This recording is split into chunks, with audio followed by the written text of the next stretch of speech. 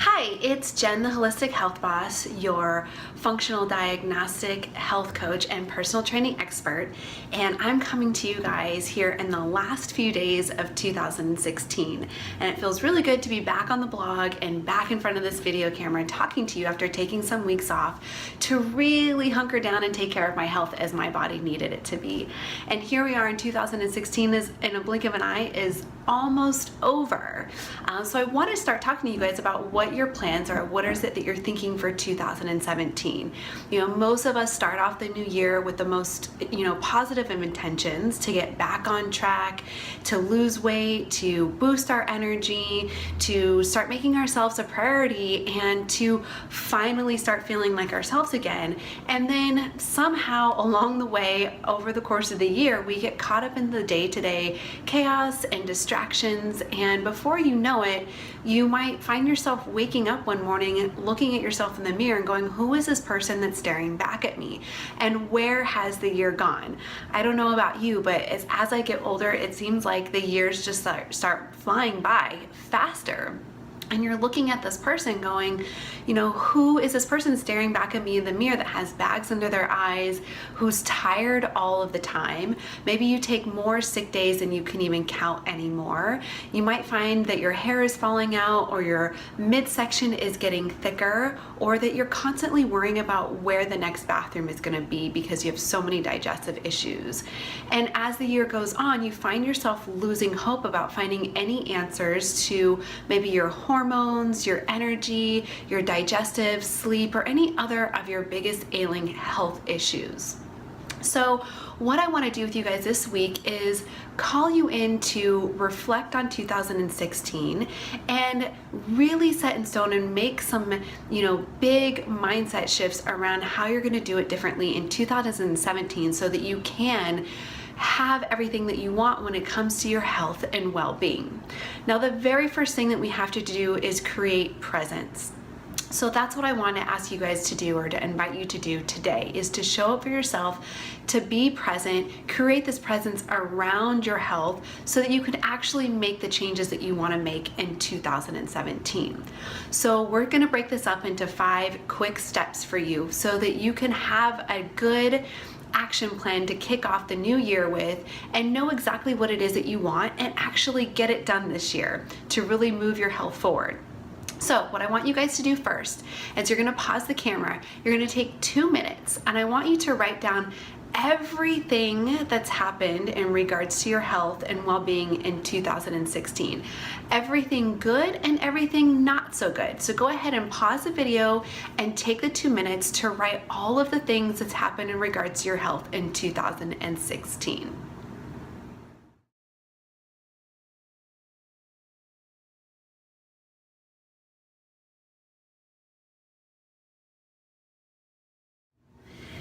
Being present is the most critical part of being healthy. Being present in 2016 is what allowed me to make conscious choices and educated decisions in regards to my health. A lot happened for me in 2016, as well as it might have happened with you. So as you wrote down that list of things, I'm curious to see what might have happened for you. For me, here's some of the highlights that happened for me in 2016. I had what I thought was maybe a breast cancer scare, which actually was a result of having estrogen dominant hormones. I quit taking birth control after 17 years in an effort to balance my hormones. I found out that we had toxic mold in our house, which was also contributing to my hormone imbalances. My mother passed away, which was a huge stress for me, and I'm working on healing from that now. I was also diagnosed with Hashimoto's. I created a daily meditation practice to support my outlet for stress and my overall health. I also up-leveled my diet yet again towards an autoimmune paleo diet to help heal my Hashimoto's. I also traveled to 7 different countries and was able to return with an abundance of energy, which is something that I've never experienced before. So you can see there's been a lot that's going on in 2016 for me, as well as I'm sure there's a lot that's happened for you in 2016. So now that you've created this presence, this understanding of what's happened for you, you're not letting the year fly by you anymore. Now you can reflect upon that inventory of 2016, now that you've written it down, and decide what it is that you want for 2017. So this is step 2. I want you to reflect on that list in 2016 and write down all of the things that you want for yourself in regards to your health and well-being in 2017. What do you want to experience differently in this coming year? So again, go ahead and pause the video for 2 minutes, and I want you to write down all of the things that you want for yourself and your health and well-being for 2017. What are the things that you want to do differently compared to what's happened in 2016, and what are the things that you want to work towards? So go ahead and pause the video and write all of those things down for 2 minutes.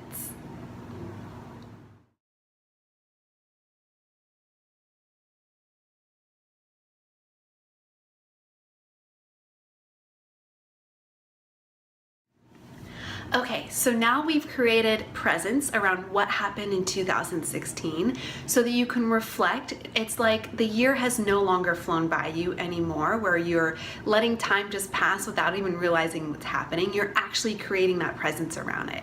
And now hopefully you've created a list for all of the things that you want in 2017, now that you've had that chance to reflect. For me, the things that I really want to work on in 2017 are making sure that all of the mold and its residue are gone from my home so that it's not assaulting my body anymore.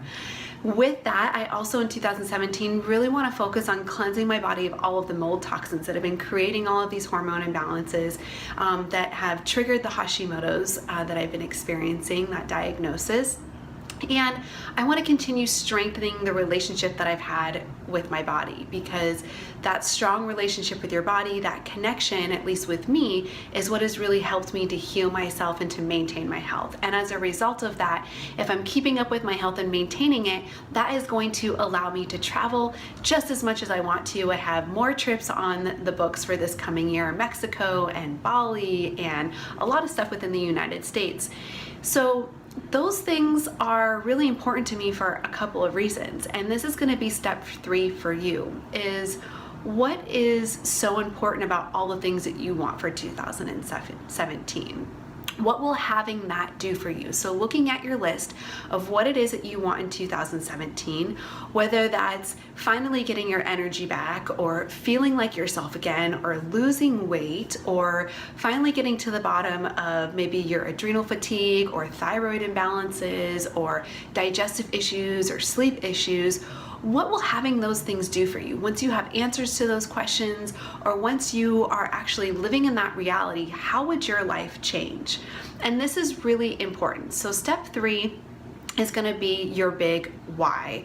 What is the emotional connection? What is important about this? So I want you to take 2 minutes again to sit there and contemplate, pause the video, and think about what would having all of these things in 2017 do for you? How is this going to change or improve your life for the better? So go ahead and take 2 minutes to write down your big whys.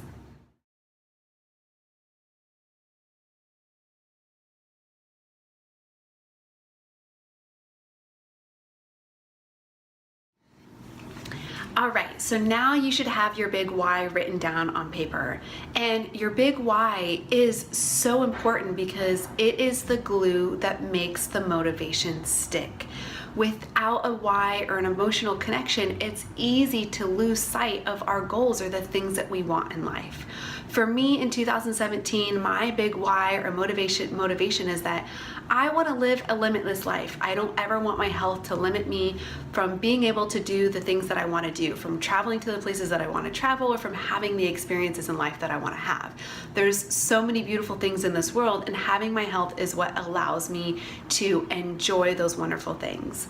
And in addition to that, I know that when I work on my health, when I overcome my challenges, I get to share that information with all of you to help empower you in your health too. And that is really important to me. That's the educator that's in me. That's the holistic health boss that's in me, is being able to get to the bottom of my biggest health issues to help you guys find a solution for yours as well.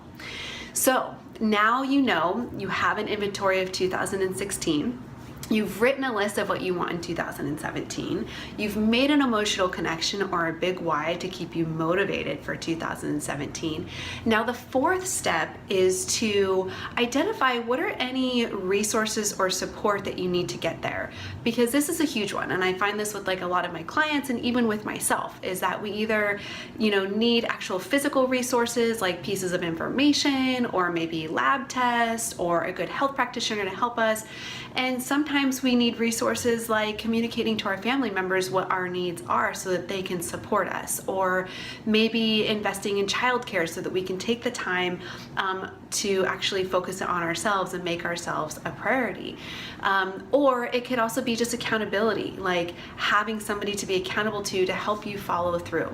So again, I want you to pause the video, and for 2 minutes, I want you to write down or think of what are the resources or support or accountability items that you need in order to make your health and well-being wishes and dreams come true for 2017. So pause the video and write down any resources or support that you're gonna need to make this happen.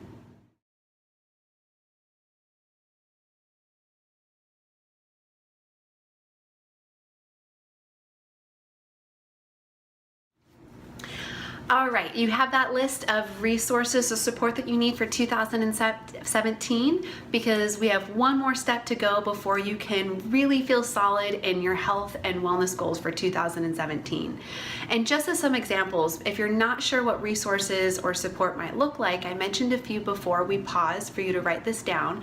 But as an example for me, since I want to focus on getting rid of the mold in my house and detoxifying my body and continuing to strengthen my relationship with my body, the resources that I have identified that I need are, I need to do a last mold spore test in my house to make sure that all of the mold spores are out of the home so that we know that we're living in a clean environment. I also need to run a few more lab tests to make sure that the things that I'm doing to detoxify my body from mold are working, or to see if there's any other healing opportunities. And the third part for me is continuing to connect with my body daily through meditation and through just being present, so that my body, if it's trying to tell me something, if it's signaling that something is out of balance or that it needs something, I can hear what it's saying. I can be present in that moment and receive that information and then do something about it. So hopefully you guys have some type of list of what resources to support that you need. And they might include things like maybe you need to find the right health practitioner to support you in your goals for 2017, to help you rebalance your hormones, to get over adrenal fatigue or thyroid imbalances, digestive issues, sleep issues, energy issues that you might be having, or anything else. Maybe you need educational resources, whether that's maybe buying a book that you're gonna read, like one of my favorites, The Thyroid Connection or The Autoimmune Solution by Dr. Amy Myers, or maybe even one by Dr. Sarah Gottfried. She has a ton of health and hormone reset books that are wonderful out there for you too. Or maybe it's signing up for a meal delivery service. That's a resource that would be helpful for you. Or maybe it's running some lab tests to see exactly what is going on with your body. So once you've identified your reflection on 2016, your inventory, you know what you want in 2017, you know what your big why is, you know what resources and support that you need, then the last and fifth step is just to put together your action plan. Now it's become way more clear. When you have this presence, when you have this clarity, you can then clearly see the path to moving forward. When you don't have presence and clarity, that just fuels the overwhelm. So now you guys should hopefully be able to put your action steps in place so that you can move forward in 2017 and actually accomplish this year what it is that you want in regards to your health and well-being. And if you guys do need additional resources or support, then keep your eyes peeled, because when January rolls around next week, I'm going to be rolling out some new programs and offerings to help you take back control of your health, to have access to lab testing, to have access to education and whatever it is that you might need as support and resources for yourself. Because I know with me, one of the things that has been huge for me is testing, not guessing. Whenever I think that something is going wrong with my body or it's trying to tell me something, I tune into it with meditation, and I also will run some lab tests to actually get solid answers on what is happening internally and how can I resolve any imbalances that might be occurring. So those are some of the resources that I'll be offering you in 2017.